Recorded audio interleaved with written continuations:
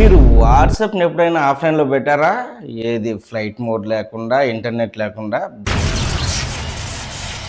కానీ ఇప్పుడైతే అప్డేట్ వచ్చేసిందండి. ఎవరైనా మీకు మెసేజ్ చేసినా కానీ మీరు ఆఫ్లైన్లో ఉన్నట్లు చూపిలా, లేదంటే మెసేజెస్ రాకూడదు అనుకుంటే, సో నేను చెప్పే ట్రిక్ అయితే ఇప్పుడు ఫాలో అవ్వండి.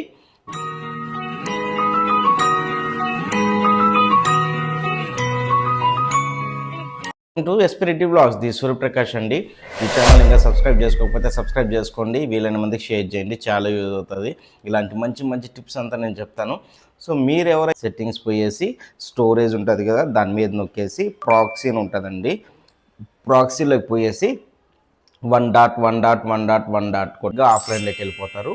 సో మీకు వద్దనుకున్నారనుకోండి, సింపుల్గా ప్రాక్సీలోకి పోయేసి డిసేబుల్ చేసుకోండి ఆప్షన్ని.